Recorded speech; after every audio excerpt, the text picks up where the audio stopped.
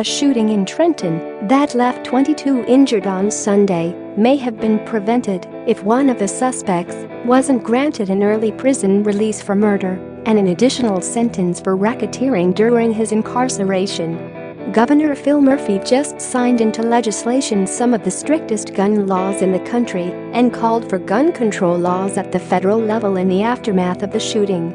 However, he did not address 33-year-old shooter and suspected gang member Tahaji Wells' early release from prison this February as a potential factor in the violence that left 17 of those injured with gunshot wounds at the Art All Night Festival. Wells was killed by police and a second suspect, Amir Armstrong, 23, remained hospitalized in stable condition, while an unidentified third suspect is in critical condition, according to CBS Philly. Scroll for video of the 22 people injured, 17 of those suffered gunshot wounds. One of the victims is a 13-year-old boy who was originally listed in critical condition but has since been upgraded to stable. Wells was 17 when he was sentenced to 18 years behind bars in 2004 for the fatal shooting of a 22-year-old Robert McNair over a dispute over who should drive a car to a bar. During his incarceration, Wells, who the Attorney General described as an alleged Bloods gang member, was given an additional 6-year sentence after pleading guilty to racketeering after prosecutors said he helped run the gang's activities from behind bars. If Wells had served his full sentence, he would not have been released until the 2020s, according to New Jersey. The governor in February reconvened the State Criminal Justice and Disposition Commission to review sentencing guidelines to see how the state can lower sentences for petty drug crimes and nonviolent offenders. Hours after the shooting, Murphy continued for his push for even stricter gun control laws.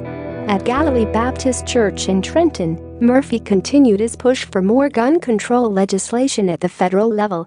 It's yet another reminder of the senseless gun violence, even having signed 6 stringent gun laws last week, Murphy said at a press conference following the service. "We know we're getting stronger and better, but we're a long way from getting rid of this senselessness." On Twitter, the governor also said the immediate aftermath is the time to speak about possible gun control. "These are not inappropriate times to talk about gun policy," he wrote. "These are the most important times to talk about gun policy." Late Sunday, disturbing video emerged of one of the men's suspected shooters bleeding after being shot. In the clip, one of the suspects is seen bleeding heavily and trying to roll on the ground. A second man is in police custody. Neither have been identified.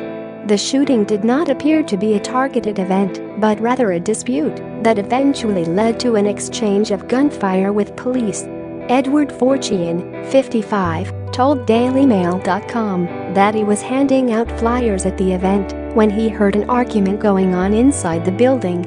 One kid, about 30 years old, was arguing with about 4 other guys, saying that they hadn't taken care of his sister and that she was lost, he said.